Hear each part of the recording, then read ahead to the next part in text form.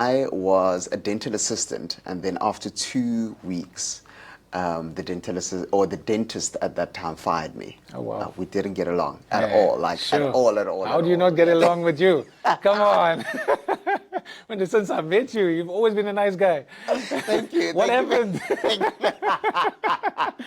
Is it a you thing or a them thing? Oh gosh. No, that's the thing right now. I'm like, there's always two sides to the story. I can tell 100%. mine and she can most probably tell hers. She literally fired me into my dreams because 2 months after she fired me, I walked into Jacaranda FM Sure. and I got my job. But also after they also said no to me like 3 times. Hey guys, Courtnall Skosan here, and welcome to Skosan Unplugged.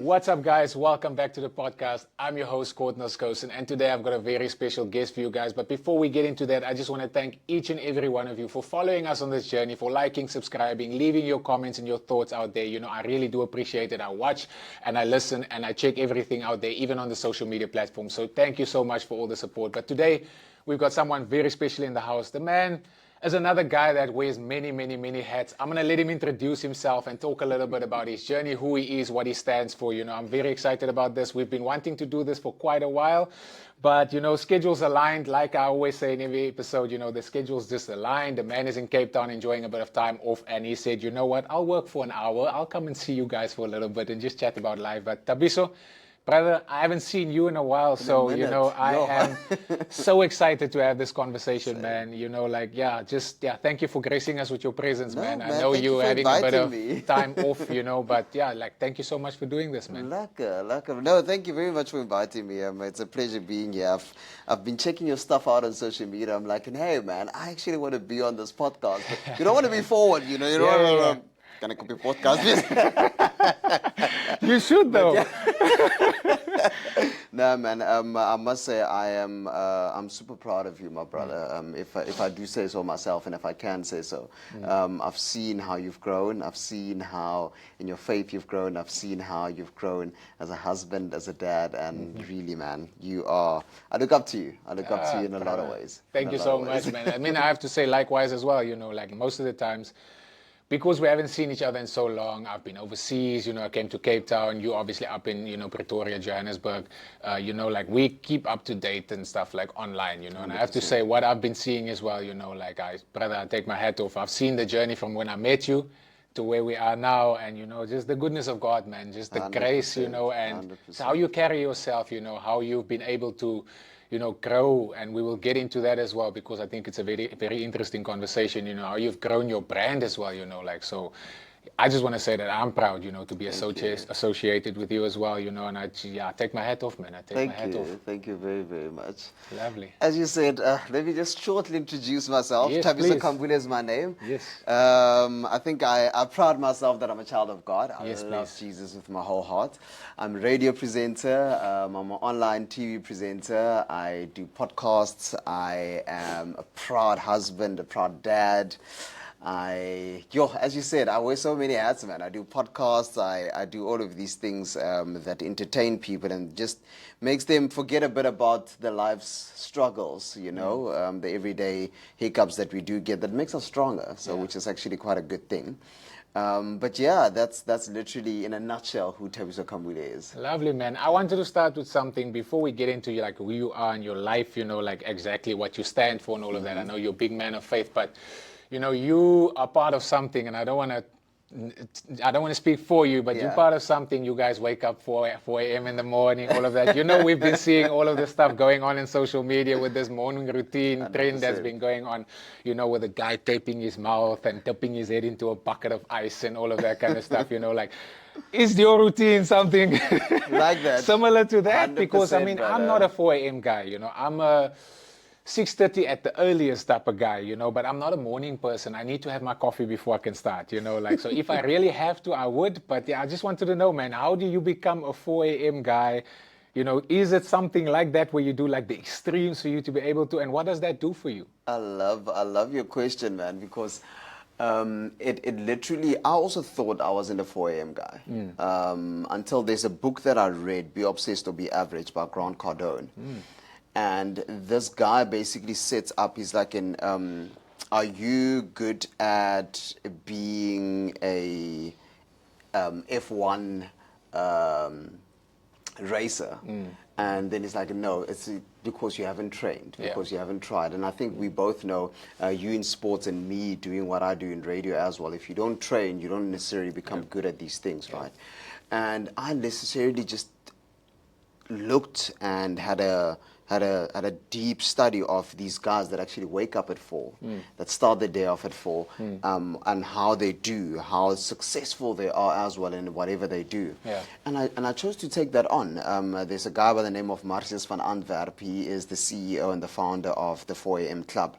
And literally that's what he does. He wakes up at 4 a.m., he goes to the gym. After going to the gym, he gets into studio, he records a few stuff, and then he helps people.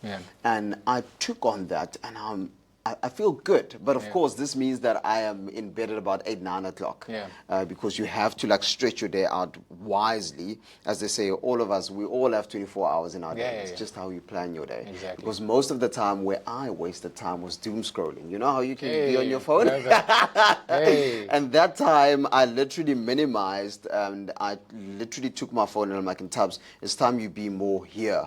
Where the camera is with your phone than here, consuming. And for me, that literally helped me to be this 4 a.m. guy, to say that, okay, I'm going to divide my time. My wife calls it so nice. She's like, and you time block. And literally, you know that for an hour, you're going to do admin. For an hour, you're going to do social media. For an hour, you do this. And you're really strict. You actually set an alarm on your phone, and you see how your day literally just flows so perfectly. Sure, man. Sure. And then what does that do for you, though? Like, you know, so now you got this whole routine of waking up at 4 a.m. in the morning. But how does that enrich your life? Because someone might be sitting there thinking to themselves, nah, man, 4 o'clock. That's very early. What do I do with the rest of my day? Like, I'm going to burn out by 2 o'clock, you know, like, so.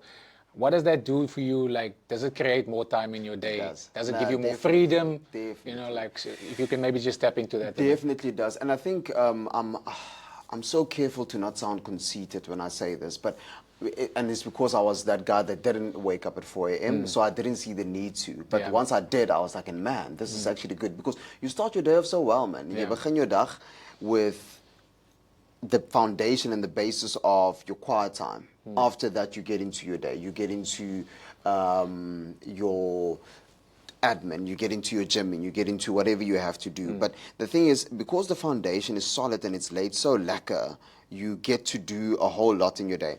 And I must also say, not every day is the same. You do get curveballs. Man, you do get them.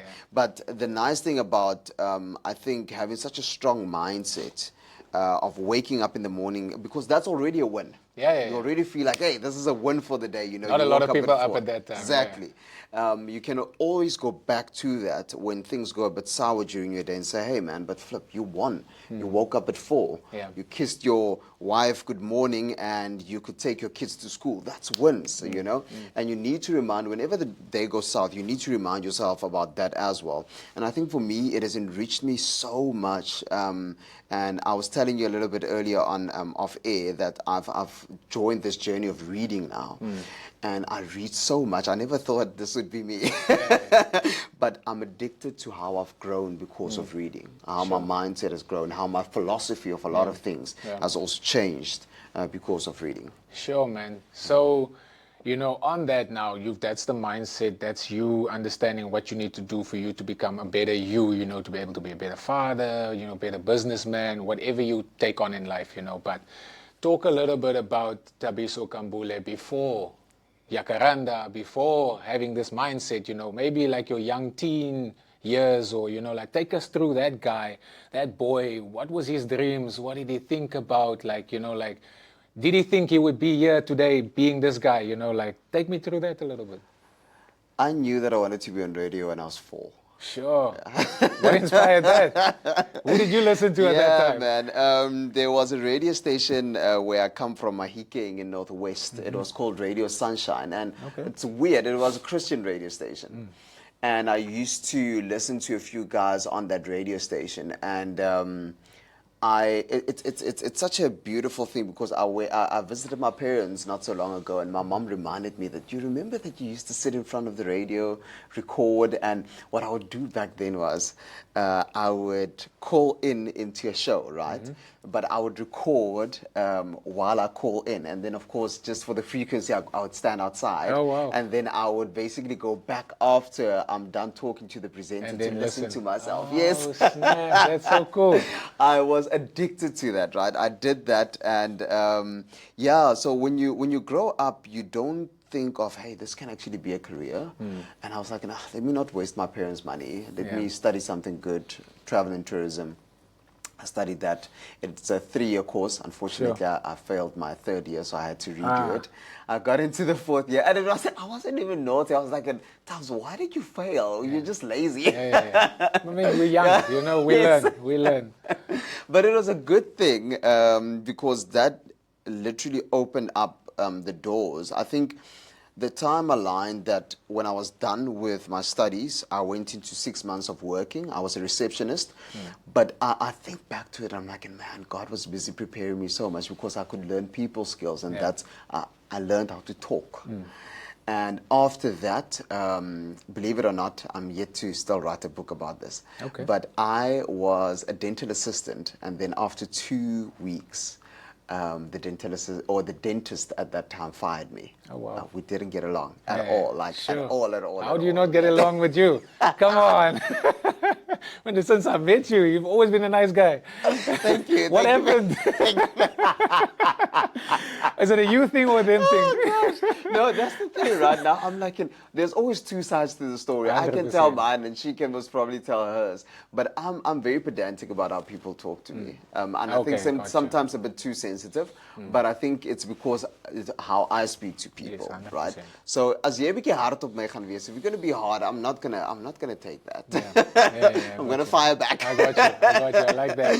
So know your value. She literally fired me into my dreams because 2 months after she fired me, I walked into Jacaranda FM and I got my job. But also after they also said no to me like 3 times. I remember that was an epic journey in the beginning. 100%. And then, I got into radio. But I was, I'm from a village. I'm a boy from the village in Mafikeng. I must say, now that I know what I know, I think to myself, your Tabs, you really had a village mindset. You really had a poverty mindset. You really had a lack mindset. And the city shaped me in such a way that I could know that I had to change my philosophy. I had to know that the government is not going to come save me. I had to know that my parents are not going to do what the dream or make the dream possible for me or give me endless amounts of money to be able to afford my lavish lifestyle or whatever the case may be, you know.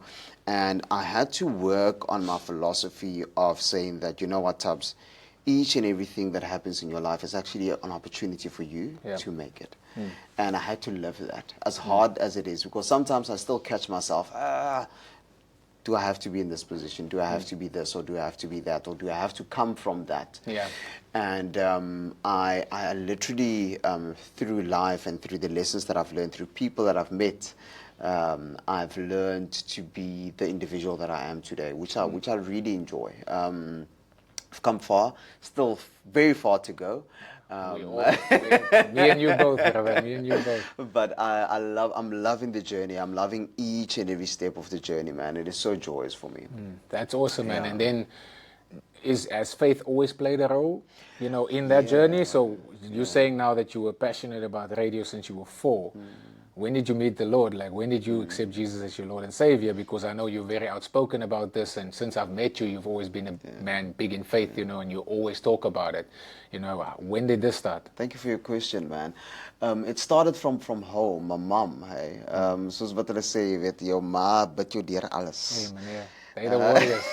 They're the warriors, brother. My mother's exactly the same. 100%, man. And we were at a Presbyterian, and they're still at the Presbyterian church. And then when I got to Pretoria, I changed churches. I'm in a Baptist church at the moment. But I would say my family laid that foundation. I saw it from my mom and my dad.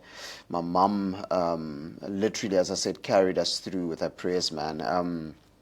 She taught me about the Lord. She took me to church. She took me to church when I didn't want to go to church. Now I see the importance of her doing that, and I'm so grateful. Oh, I'm so grateful. Brother. So yeah, and I think that is when my walk with Christ started. I got baptized only. I was in my 20s. I think I was 22. And I received the Lord as my personal Lord and Savior at 19. And what was that moment like? Because I remember it like it happened yesterday. I can tell you exactly what Where it room I was was. in, who was praying, what, you know, like the touch I felt. Like I felt a physical touch from God. I looked behind me and I'm like, hey, he's niemand hier nie. Okay, I'll praat hier. Because I always said, sorry to interrupt you there, I always said that I want to feel or hear God's voice audibly. So I want to feel a touch or I want to hear him audibly. And God, that. he listens. You know, like when we say something, as I was like, ek moet jou vandag ontmoet. I need you today. And that's when I was stubborn, man, but I gave my heart to the Lord. You know, like that day I was like, I'm sold. This is what I wanted. This is exact. God is literally. How was that moment for you? I love it. I love the question. So I had basically been in the Church de Gloria in Pretoria for about, I think, a year. Yes. It was a year, and then I know that you'll be able to understand this. It's almost like there's something in your heart that yearns for that. You feel that there's this missing piece that basically has to be fit in now, right? And that is you receiving God as your personal Lord and Savior. It was in the middle of the week. I went to church, and our pastor is there from about 8 o'clock till 12 o'clock in the afternoon, doing some admin stuff and just being at church. And I told him that, man, I wanna receive the Lord Jesus Christ as my personal Lord and Savior, because I had been in church. My parents raised me in church, but I don't feel that I've taken the step, you know. And I can remember ons was in die voorportaal and at our church, and he sat me down. It was on a couch. He sat on the right and I sat on the left, and he prayed me into receiving God. And it's like you say, you know, you can't explain the feeling.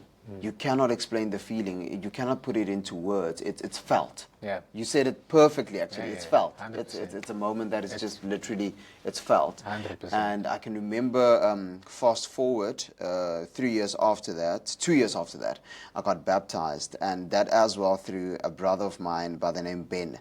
And I look up to him in so many ways in his journey that he follows God. And I was like, and I want you to baptize me. And I can also remember that day very, very clearly. My sister was there. My whole family was there, actually, to see my baptism. And it was amazing. It was truly amazing, yeah. Special, man. It's special, you know, to be able to have that experience. You know, now, this is not me telling people, do this, do that. You know, like I always say, it's your own journey. You got to figure it out. And like you said, it's a thing that you feel, you know, like, I mean, I had friends tell me all the time, like, dude, you're going to give your heart to the Lord. You're going to burn in hell. I'm like, guys, relax, you know, like I will figure this thing out for myself. Now, I was that guy, stubborn. I need to know and understand something before I do it. But the stuff I was talking about and saying the whole time is exactly, you know, how God knew. It's somewhat like, you know, God knows everything, but it's like, he's like, okay, you want it that way? You know, I want you, you know, like I'm going to come for you and I'm going to give it to you exactly the way you want it. And that's how it happened. And it's a special journey. I remember being so excited, like phoning my mother afterwards, like, Mommy, ek het my hart vir die Here gegee.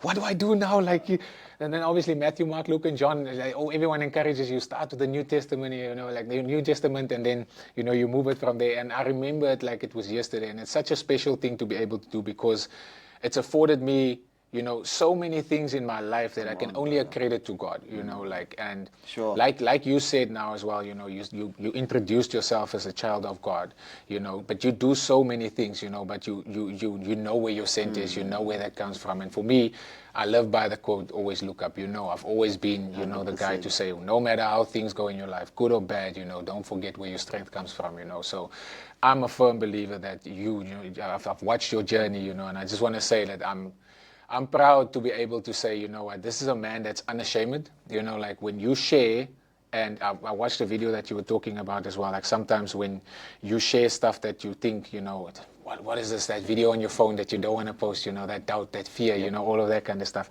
And it's nice for me to be able to see more people, you know, trying to share light and share good stuff into the world, and yeah, I just want to say, obviously I'm proud of that. I'm proud of that as a person that's walked the journey as well, and seeing, how you do your things. You never know who you're inspiring, man. You just never know. I'm stopping myself so much from asking you questions right now, but I want to ask you this, right?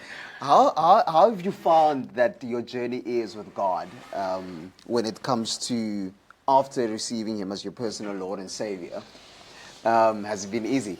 No. So it's a quick answer is no. Because I think a lot of people, and this comes with the same with living the life that you've always wanted to live. You're living your dream. Let me talk for myself. I'm living my dream. I'm a professional rugby player. This is what I wanted to do since I was a lighty, and I've always wanted to be close to God. I'm close to God. I have a relationship, I understand, but life will hit you, man. It will smack you straight in the face, and the one thing I've learned is that if I did not have that, I don't want to know where I would have been, and I think that will always recenter myself, to understand that I don't expect life to be easy, I don't, and it's never been, people might look at social media, or they might look at me when they meet me or see me or whatever, and they might think, yeah, this guy's got it made, he's always bubbly, he's always got personalities. That's just who I am, but that doesn't mean I don't face battles. I don't, in those dark corners when I'm sitting by myself, having to trust God for that little bit, just to go into the next day. It happens to all of us, man. So it's never been easy, but I have to say that I'm so grateful for the people that I met that led me to the Lord, and that journey that I walked in my young years. I'm so grateful for when it happened as well. I was 18 years old, just before my 19th birthday when it happened. And I think if it didn't happen at that time, I might have just lost my way, because I did go a little bit off the rail, and I talk about this all the time, I gave my heart to the Lord and I backslid a little bit, so, because rugby was, and I talk about my story all the time. I wasn't the most popular guy in school. I wasn't, I didn't feel like I belonged. I always felt like there was something I had to do so that I can push out and people were able to see me, more than what they would see someone else. And that insecurity was what led me to be doing some of the wrong things, because I thought that being a rugby player, playing on TV, being known means that now you can go out and you can get all the girls that you want and you can drive the nice cars and you can live the lavish life. And that was not the plan God had for me. And I quickly realized that, dude, you will lose everything you've ever dreamed of because you want to chase a life that's never been yours, So yeah, man, it's never been easy. It's never been easy. Thank you for the question, because you can see I'm very, passionate about this, because it's never easy. And I think that's the thing and this is not just with your journey in faith. This is life in general. 100%. This is career in general. No one just has it easy. When you look at someone from the outside, and this will lead me into my next, question that I want to ask you. But when you look at someone from the outside, don't think that they have it easy.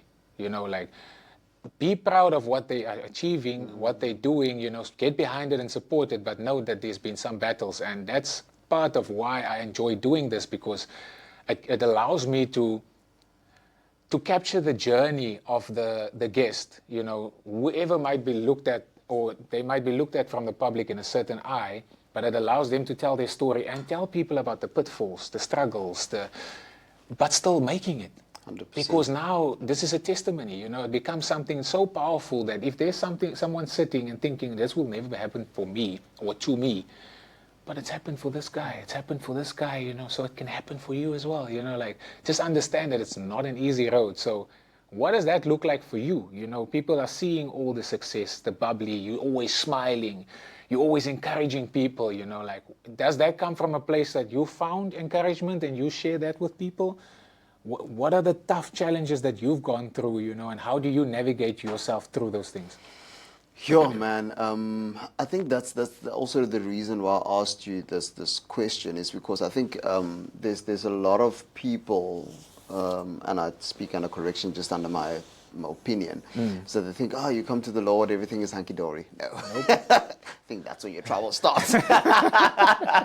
Because you have to then learn to rely on Him, and I think it's such a good thing, because honestly, if I have to be honest, I think I'll start getting a big head and thinking that, hey, it's me that's doing all of these things, so it's me navigating through all of these problems. But no, it's Jesus. I literally I love the fact that I can bring him into my darkest moments and into my moments of having absolute joy, man. And I love, oh man, you touched on so many good points there. Is that, you know what, in our journey, of course, there will always be problems. I face those problems everywhere, be it in my faith, which sometimes I also like go for a whole week without spending time with God, and then worry for him, but you say fast, He comes and it's not like he doesn't know. He knows exactly where you are. But it's like, where are you? You know, when you face problems in your marriage, when you face problems with your kids, when you face problems at work, these are all challenging moments that you have within life. But you said it so well, man. I cannot imagine facing any of these problems without God. I cannot. I'm nothing without him, you know. And that keeps me going. And it makes me also be okay with problems. Because I know that what I'm going through, God will help me through that, and I can help the next person to go through it. Most probably a bit more smoother. Yes. Not necessarily saying that it will be all smooth sailing for them, because there's lessons behind these, and I've gotten to learn that about life. Is that, you know what, the tough times, they make us grow. It's not nice at all. But I won't want life without tough times, because that means that I don't get to grow. 100%. 100%. I love, you know, like what you're saying, and I want to ask you a follow-up on that, you know, like, do you feel like there's a certain responsibility? Because I know a lot of people, when they come to faith, they get to know the Lord, like I had those friends, you're going to burn in hell, you're going to do this. They did it the wrong way, but you obviously found an encouraging way, a motivational way. And when I look at your social media, you always have a message.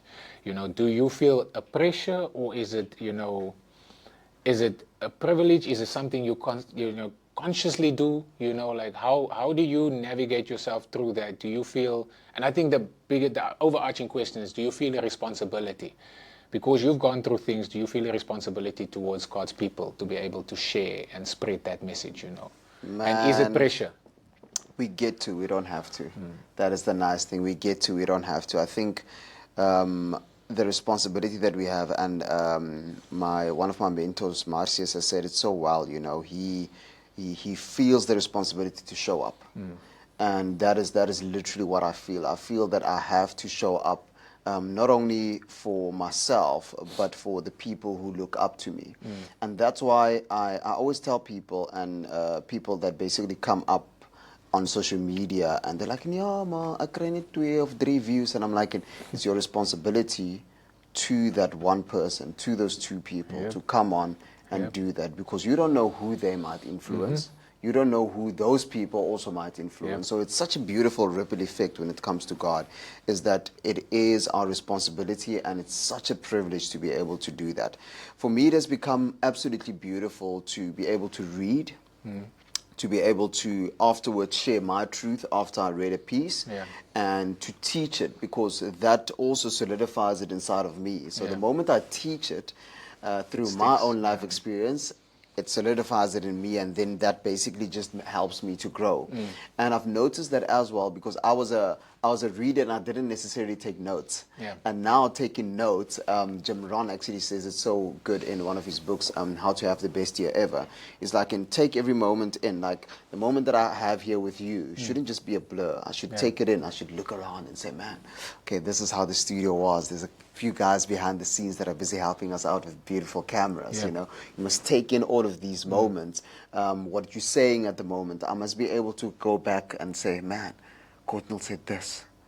What does this mean in my life, you know? So basically just take that in. So even in what you're doing right now, currently, it is amazing, because it's helping so many people that sometimes you don't even know about.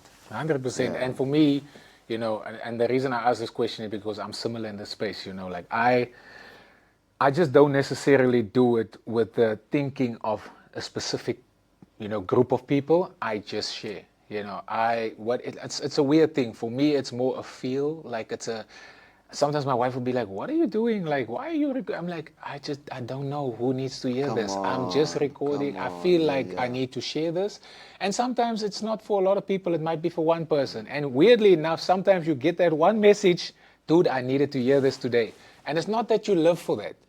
my goal is not to get those DMs and messages to say I needed this, but it's nice to know that God is He's hitting it, you know what it is. It's obedience, brother. 100%. It's obedience. 100%. And it's special, to be doing stuff like that. Now, on the topic of doing videos, and sharing stuff online, you're quite active on social media. Sometimes I'm like, I don't know how this man is doing this.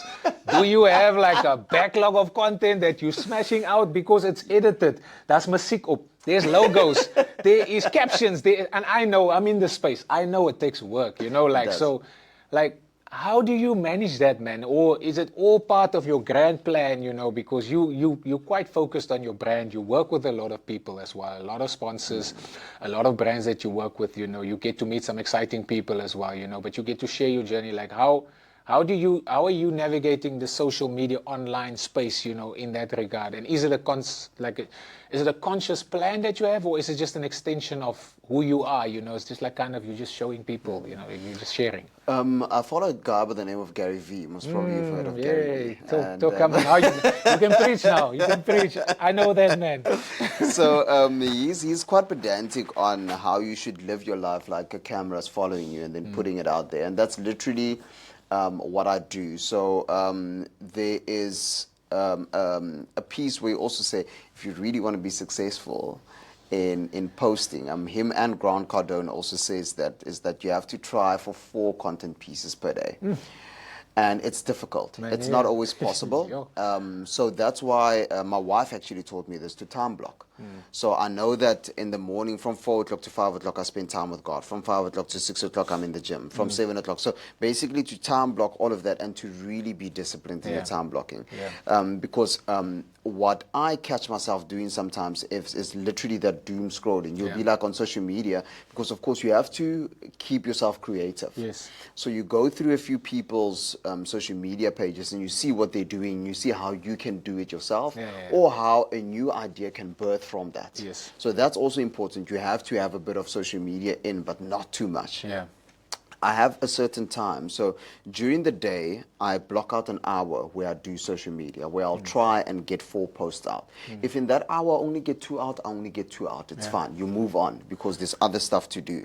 I've really become very pedantic about this. And I know it was so difficult for me. It was so difficult for me because I would feel that I am neglecting something else. I'm maybe neglecting my family. I'm maybe neglecting admin. I'm maybe neglecting myself.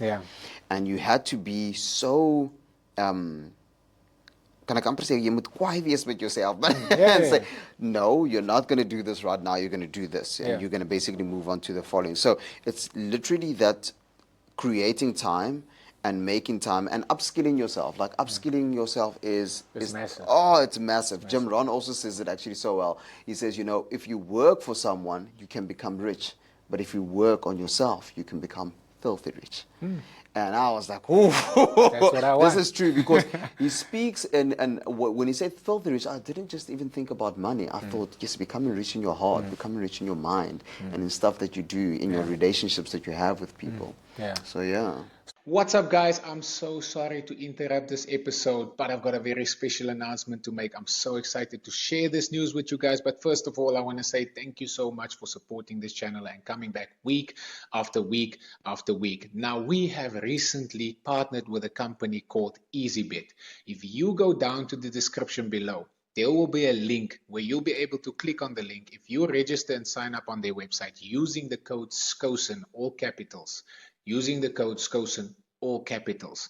If you do that, you will be able to get a 50 Rand sign-up bonus as well as 25 bonus spins. Now, we're so excited about this. It's going to be for the next few episodes. So I want to thank you guys so much for making stuff like this possible. This has been an amazing journey and we can only grow from here. And I want to say thank you so much for our partners, EasyBet, for making this a possibility and giving you guys a special offer like that. I hope you guys take full advantage of it. Enjoy it. Remember, T&Cs applies. Now back to the episode. So now, obviously, I watch this stuff, I consume it and stuff. I see you've got 2 WhatsApps. Out with WhatsApps, alle video's gaan uit. You've got, you've got Facebook, you've got You know, I don't know. I haven't seen your TikTok. You're probably on TikTok as well. TikTok You're on as TikTok, well, yeah, Instagram. yeah. Meneer, you've got a YouTube channel. You're on radio also. You're DJing. You're doing all of that kind of stuff. How? So for me and in what I do, it's because I want people to look at this. Sorry, but I want people to look at this and be like, how do I do that? You know, like, because maybe you've got some secret sauce that you'll be able to share with us. You know, like my secret sauce maybe, is Jesus. maybe there's a platform that we can use and you just put everything on one thing and it posts it out. I don't know if there's an app developed like that. You know, we need that though. I was actually, I was telling my wife that the amount of time that I spend on my phone is actually unhealthy, but it's for posting all of these things, and Captions, you have to post everything. You have to post it on all the social media platforms. There's no special app at all. I think there's a link between, if I'm not mistaken, Facebook and Insta, and then you can link your Insta and TikTok. Threads. Yes. Yeah, and you can link your TikTok as well. And you can link your TikTok as well. So there's that link that you do get there. But in my line of work, I found the importance of actually posting quite a lot because you want to stay top of mind. And I was giving away this advice the other day, and someone was like, "Aren't you scared people will take your advice?" And I'm like, "I'm not scared at all because people are lazy." Yeah. People are lazy. Not everyone's going to do it. Nobody wants to put in the work. They 100%. want the shine, but they don't want to put in the work. Facts. And I know that I have that drive to put in the work. And I would wish them well if they do put in the work. I'd be like, let's grow together. Let's do this. Let's help each other, you know. So it's literally just hard work, blocking out time, an hour to 2 hours. 2 hours is actually a bit too much, but an hour of your day, just saying, I'm going to do social media now. In putting out stuff. I'm going to look for certain things, because even when I walk out of here, I was thinking, what can I do? Because I have space to fill. What can I do? Can I sit at a restaurant, maybe have something to eat, and then record something, you know? From here, I definitely got something. There's something that I'm definitely going to share on social 100%. media. So it's literally... it's recording your life and putting it out there, and people love it. People love to consume that, and also not only that, but people find inspiration through that as well. 100%. No, that's, you know, that's a special thing to be able to do, but also like you're very disciplined in it. So my process of social media is more, like I said, everything for me is feel. My process is even content. Like I went on a digital fast in Jan. So I said, you know what? I'm getting a bit annoyed with what I'm seeing on social media. People are portraying this perfect life. Everyone's just got it made, you know, and I know we're all putting our highlights out there. I'm also putting good stuff and positive stuff out there and all of that. But I started feeling myself just getting annoyed, and I'm like, how do I get rid of this feeling that I'm feeling? I'm like, let me just stay off. I'm like, okay, cool. 1 month, poof, done, da. And now I've got a time limit on my stuff. So I've got a time limit of 15 to 30 minutes a day where I'm allowed to scroll. I'm allowed to go and check stuff. Just keep, like you said, keep in touch, keep up to date, all of that. But I'm missing so many things. But it's also okay because I'm feeling a little bit better now. You know, like I'm okay now. You know, I'm like, I'm not getting as annoyed as I was, you know, with what I'm seeing online. So it was good for me to do that, you know. So just like to see the different ways of doing. You doing it where it's got you like, listen, this is my work. This is what I want to do. I want to stay top of mind. Whereas I'm more like, okay, I feel like doing this now. Let me do it. And if I don't feel like doing it, there's space for that as well. You know, I do believe there's space for that, because we're also smashing out a lot of content, but not. I'm not like blocking out time. Like I'm just like, okay, we need to shoot today. We need to shoot 3 or 4 videos. We do the 4 videos. There's dates that it needs to go out. Boom. Like I've got to post something now this afternoon. I know when I need to post my stuff and when it needs to go out, because we've got brands and stuff that you're working with as well, which is quite cool. And it's a privilege. And this is what social media has created. You know, it's created an opportunity where you have a free platform that you can grow on, that you are able to share your life with and motivate and inspire people, but also get to work with special people, brands, and all of that kind of stuff, you know. But it takes me to, you know, before you've built this brand, you do DJing, you do all of that kind of stuff. But I want someone that's watching to understand. You said you were passionate about radio. You recorded yourself, came back, listened to it. You know, so I'm taking away that you were practicing at that time to hear what your voice is sounding like, how you do projection, how you do all of that. Now I know being in a space where you need to speak and talk all the time, there's a lot of skills that's attached to that. You know, how does someone that wants to be on the radio, How do you get there? What do you need to do? Is there stuff you need to do before you even go for your interview to be like, you know, how does that process work? Do they put you on a mic, listen to what you sound like a recording or what? You know, just take someone through that. Like, what does that process look like? I know you've been in this game for so long, yeah. but I'm sure you remember those days when you went for your interviews, you know, like, what does that look like? Yes, you know what I'm going to say, and this is going to sound so cheesy and so flippin' holy, but it's literally, it is God, man. It is... I can remember when I went through for my interview. What happened was I went for 2 months. I did an internship with DJ Fresh at 5FM, and when I was done with that 2 months, I was like, okay, Tabs, what you gonna do now?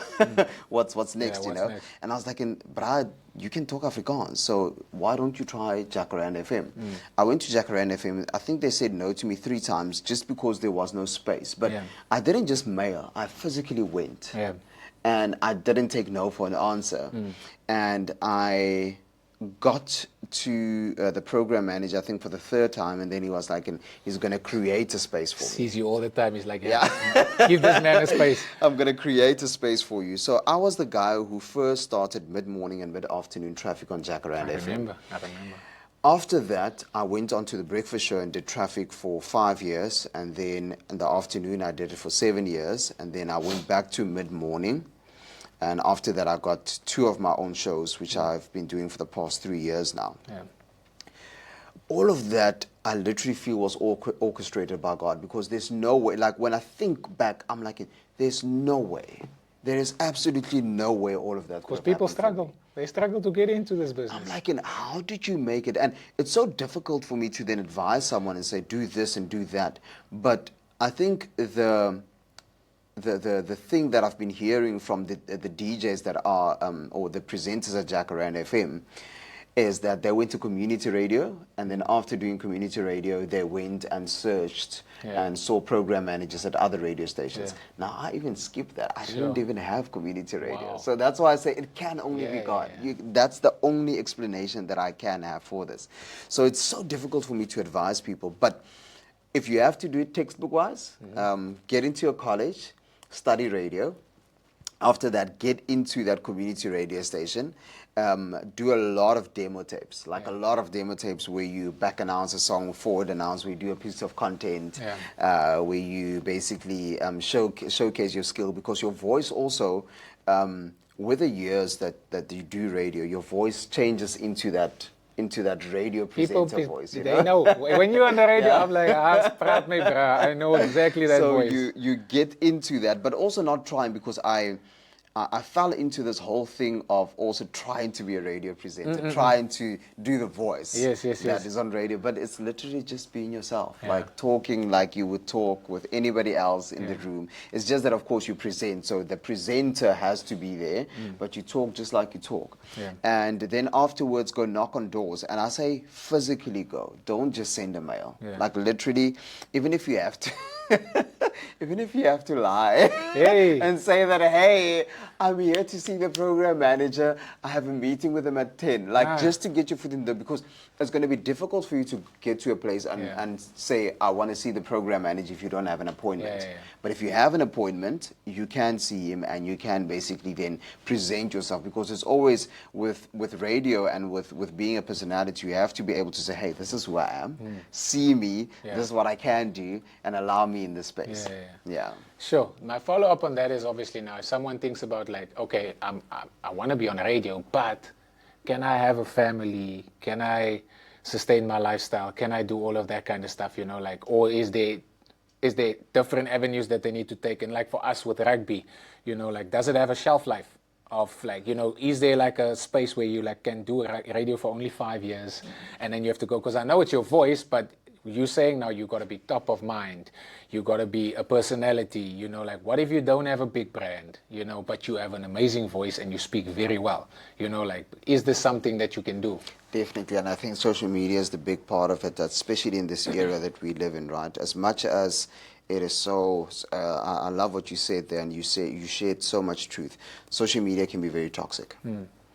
And that is because you nailed it. You said we post only our wins on social media.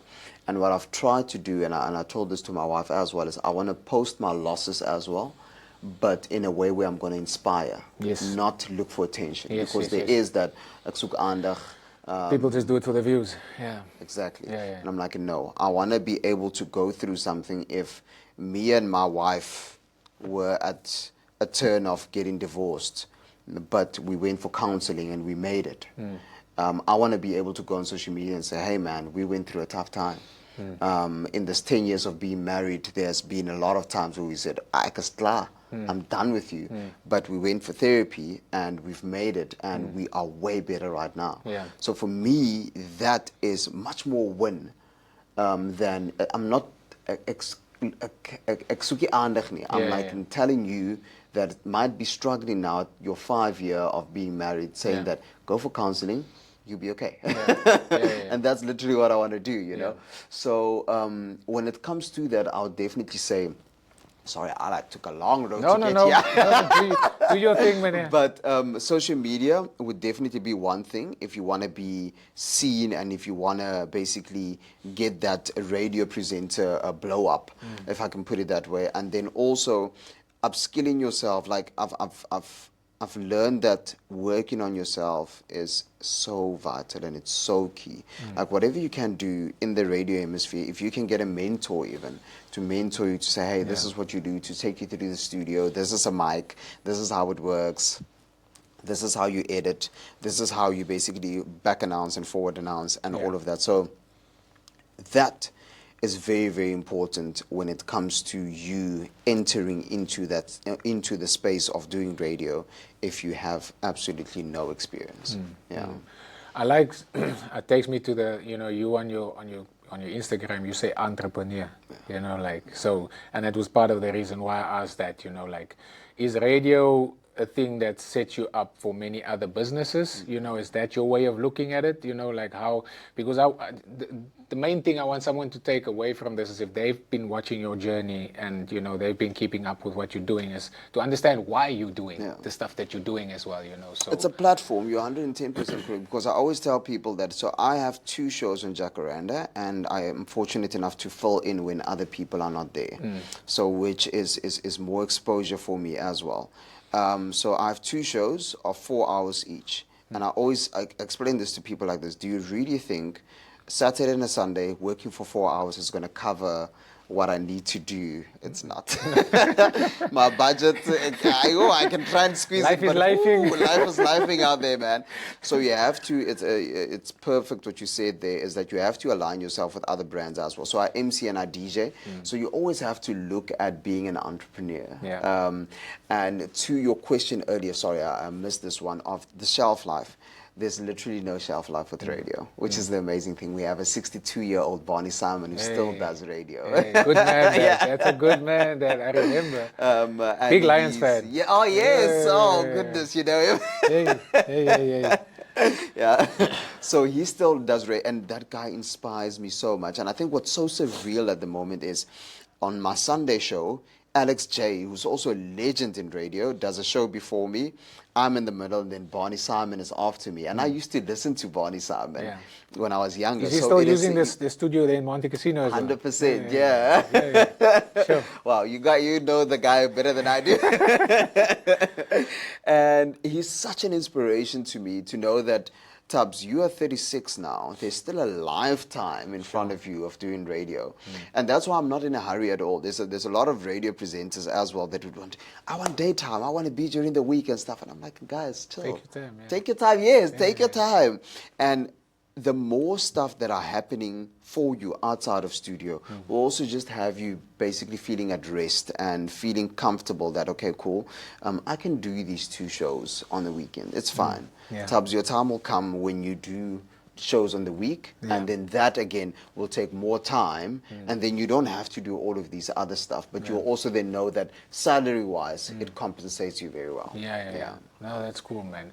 So challenges, you know, like you say you're a man of faith, you know, like you've been resilient, you know, you faced a lot of stuff in your career, and obviously in life in general, the way, like for instance, me, when I lost my father, how you deal with loss, and all of that kind of stuff. It takes a little bit more than just saying, I believe in God, like it takes a little bit more. Like if someone is sitting there and they're going through a very tough time at the moment, what words of encouragement would you have for them?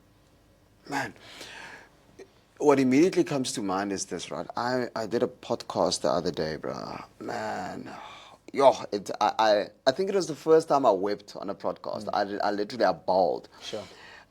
A gentleman had a son, or he has a son. He was born, and then soon afterwards he was diagnosed with cancer. Sure. And ek en jy het lighties, bra. Like Sure. that, it would shake me to my core. And what he did is, also believing in God, having absolute faith, he chose to keep quiet about it. He didn't tell a lot of people. He told his close circle, and that's it. And of course, that is to prohibit people, even though it's out of care, for them to say, "Ah, shame, man." So you in a way don't want that energy to infiltrate into that, because it influences your mind. It does. And he kept positive. And what he said was such a beautiful thing. He's like, Tubbs, I kept on living like my son doesn't have cancer. Sure. Yes, we did all the procedures and all the treatments, and we went to hospital, but we all kept on living like he doesn't have that. We spoke it into him. We spoke it over his life. And I'm like, dude, how do you get such a strong mindset? Like, how do you do that? And I know his journey as well is he reads quite a lot, and he believes in God, and he believes that everything happens for him and not to him. And I'm like, man, that's it. So to remind yourself that the whole time, and literally he tells me that just whenever a bad thought comes up, he sees it in his mind, and then he bombs it. And I'm like, that's exactly what you should do, as hard as it is. And there's been a few instances, even after that podcast that I did, where I had to now practice that, where I had to say to God, okay, cool, I see this challenge, and then go and say, this is happening for me and not to me. This is happening for me and not to me. And later on at a stage, you see that, man, this actually, yes, it happened for me and not to me. And that is the mentality that I literally go through on my daily to basically navigate through all of this tough time. So the advice that I would definitely have for someone is, whatever you're going through right now, know that it's happening for you and not to you. 100%. Yeah. 100%. And it takes time. It takes time, because that's the biggest thing that I learned with going through. That was the toughest thing for me. Dealing with the loss of my father was hectic. But I understood that it takes time, and you gotta go through it. Like you gotta go through things. Like you're talking about this guy now. He has to go through it, even though he believes, and you gotta go through it. Nothing helps laying in bed feeling sorry for yourself each and every day. It helps for nothing. You have to push through. Go about this. Life goes on. Every day there's a day to live. You have the blessing of breath in your body. So live, like you gotta keep pushing on. It's just, it's amazing for me, man, to have conversations like this, to sit with people, and just understand like their mindset around how they deal with challenges and all of that kind of stuff. So, like you're a father, you are living the life that you've always wanted to live. You are married, like you're perceived from the outside as we look, you're perceived to be a very happy person, you're a man of faith. But what are you most grateful for in life? Because I know that's something when I got asked this question a few weeks ago when I went on the Happiness Economy podcast with Jason and Nicholas. And it made me think. While I was talking, it seemed like I had it all figured out while I was talking, but it made me think. And when I walked away there, I'm like, yes, actually, gratitude is a massive part of our lives, and we need to consistently think about this when we wake up in the morning. What am I grateful for? So I want to ask you this question. What are you most grateful for in life? Oh, man. I think with everything that's been happening, with a pandemic that we also went through, I can't help it but be grateful for health. I think it's something that we sometimes just put in the back burner, and we forget that there's a lot of people that actually struggle with this, and that is health. My wife is healthy, my two boys are healthy, my parents are healthy, my parents-in-law are healthy, and I sometimes like literally just glance over that, and I'm not grateful enough for that, you know. And it's like you say, God has really come and blessed us at a time, but nou wat dit nogals heel wat swaar gegaan het financially. Things are looking better. Where it went a bit heavy, where you were a bit unsure when it comes to work. Things are good. Everything is good. Everything is in place. But I thought to myself, Tubbs, if you have all of these things and your health is not in place, bro, how are you gonna really enjoy these things, you know? And I'm grateful. I'm really, really grateful for that. And I think, of course, above all, without sounding too religious, but I'm grateful that Jesus is part of my life. I can't imagine going through life without him. This morning, actually, when I went out of the house, my wife was busy having quiet time, and I looked back, man, and I was like, man, Dad, thank you. Yeah. thank you for these moments, because you feel that it's time and time again I've told her this, that I can be on set sometimes and I can be out sometimes, and I can feel that you're covering me with prayer. I can feel it. And that is, it's really something to be so grateful for. And yeah, I cannot think of anything else. But yeah, but thank you though, because this allows me to also think. Because now I'm gonna walk out of here and I'm like, You start thinking about all the stuff you're grateful for. It's not that you 100%. don't know what you're grateful for. You just start thinking about all the things, so it all comes popped up of mind. Yep. I'm grateful for, like, I always, when I pray with my boys at night, you know, like we either pray Our Father, which is now, I want to teach them that prayer, so we've been doing that. But when we started, it was always, you know, we come to you, Jesus, you know, thank you for an amazing day. Thank you for a roof over our head. Yep. Thank you for food in my tummy. 100%. Some simple stuff. Yep. Thank you for a warm bed to sleep in, you know. And as I was praying the prayer with them every night, they started remembering, oh, Dada, you didn't ask for sweet dreams. You know, oh, but, That's you know, amazing. that. So they start, and I'm like, it's crazy how now I'm praying a simple prayer with them, but I'm praying. And I'm also saying thank you for all these small little things. Now, as I'm praying, I'm thinking about what else can we say thank you for? Because I want them to understand, you know what the word says about you come in thanksgiving. You come and say thank you when you come to God. You don't just come and ask for stuff the whole time. You come and say thank you because you're so blessed already. And it allows you, and when that question was asked as well the other day, I'm like, I need to ask the guests more about, you know, gratitude, like how grateful they are and what they're grateful for at the most, you know. So it's not about like not knowing, it's just there's so much stuff that comes and pops up, 100%. You know, front of mind, you know, 100%. Like. So, you wanted to say? Yeah, my mentor actually told me this as well once, and I was stuck in between going to my next, you know, and I told him that, man, I feel that I'm doing everything right, man. What's up? Like, why can't I get over this hurdle? Why do I feel so stuck? Block, you know? Yeah.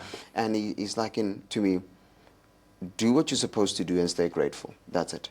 And I left and I was like, what does this guy mean? But there was a day when it went, yeah. And I noticed that it was in a setting where I was also sitting in a meeting, and literally all the Holy Spirit also told me in this meeting was, be grateful, ask a lot of questions. That's it. Be grateful, ask a lot of questions.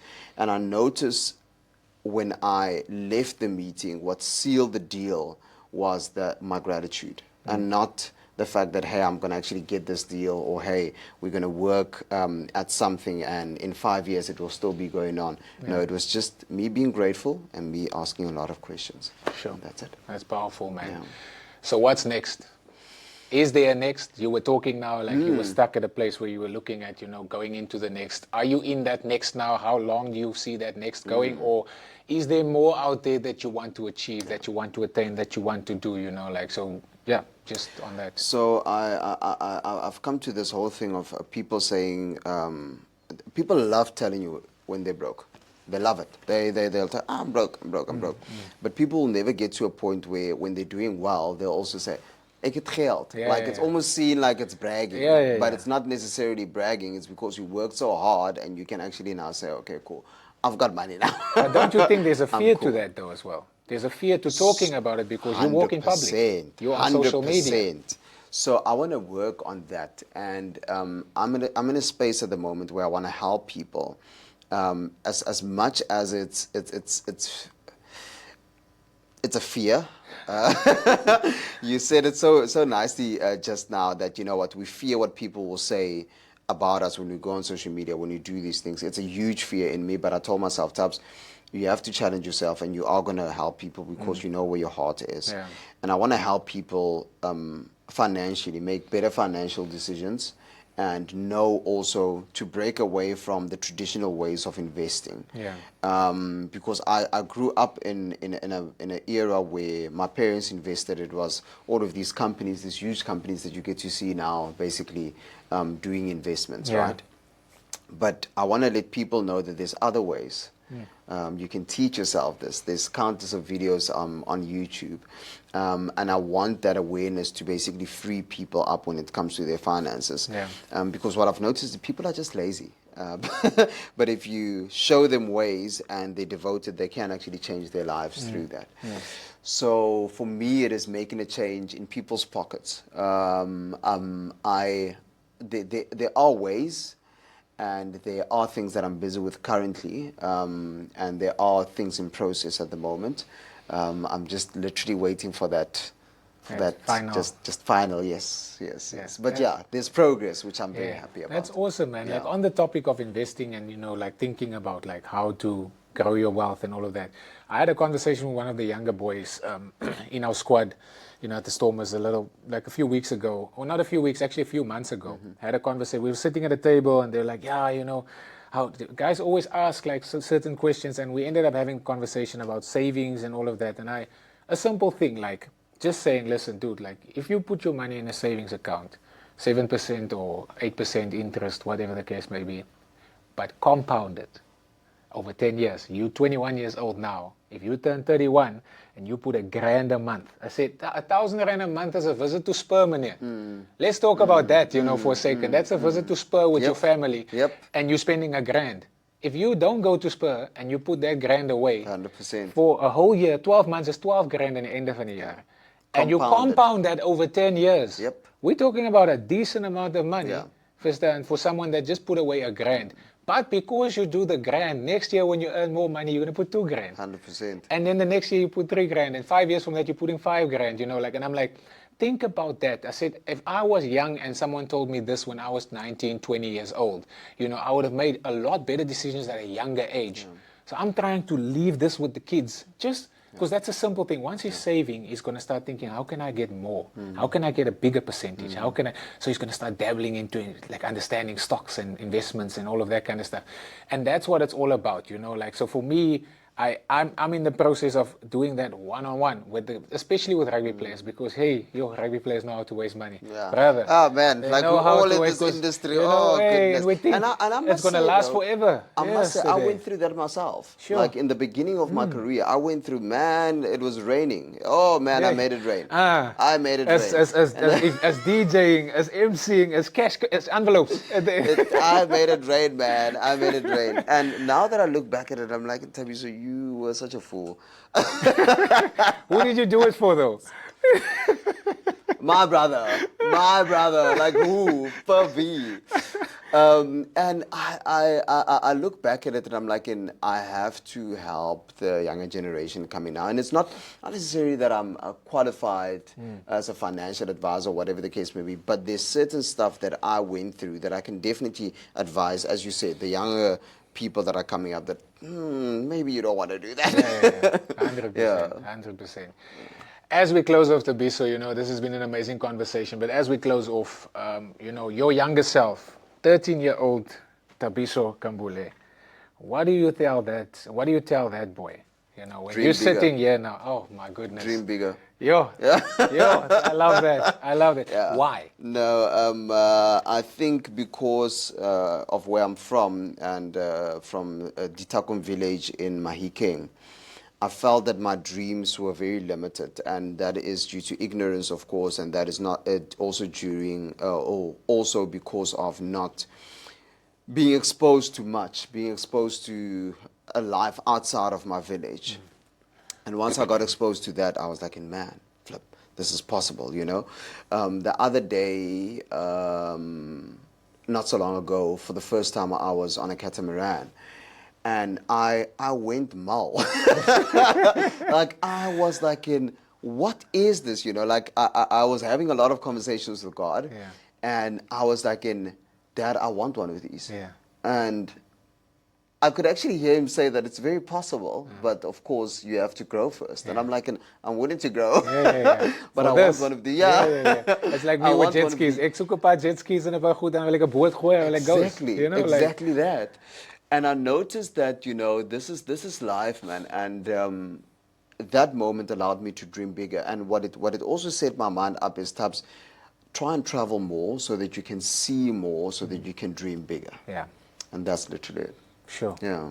Powerful, man. Thabiso, brother, I want to say thank you so much for this. There's so much more that we can talk about, but I always tell the guests, like I want to make it easy for people to consume, so I try and stick it to like an hour to an hour and a half max. I think my longest 100%. Episode was an hour and 24 minutes, but we'll definitely do something, in the future again, and have like next time you have to come to visit me now. Yes, please. We'll do that first, 100%. And then we'll do, we'll do it the other way around. But I want to say thank you, for being willing to share a little bit about your life, about your journey, your story, I think inspire people as well and motivate people to, to understand also a little bit more about your industry and what it looks like, and what type of mindset you have to be in the space, you as a person, being a father, being a husband, being a businessman, like what types of stuff you're doing that people can, if someone's sitting there with a notebook, they'll be able to note some things down and say, okay, these are some of the traits of successful people that I can follow, so I want to say thank you so much for doing that. I want to honor you like I do with each and every guest because you took time out of your busy schedule, to be able to bless us and grace us with your presence. For me to be able to do this, like is an honor. It's a privilege for me, and to have someone like you in the room, like I will always say, I can't say thank you enough. So I just want to honor you, and I want to say thank you, man. Thank you very much. I'll come again, but you must also come visit me. No, we'll do that. Guys, thank you so much for tuning in. I hope you guys enjoyed this conversation. If you did, please share it with someone. Some of your close loved ones, please share it with someone. And then don't forget to leave your thoughts, what has been your favorite part of this episode. And we'll see you guys on the next one. God bless. Sweet. Yo, man, yeah, it felt like we had a 15-minute conversation, but we've been over an hour. It's crazy. What is that, an hour and 10? 15. Hour and 15. And it feels like we haven't even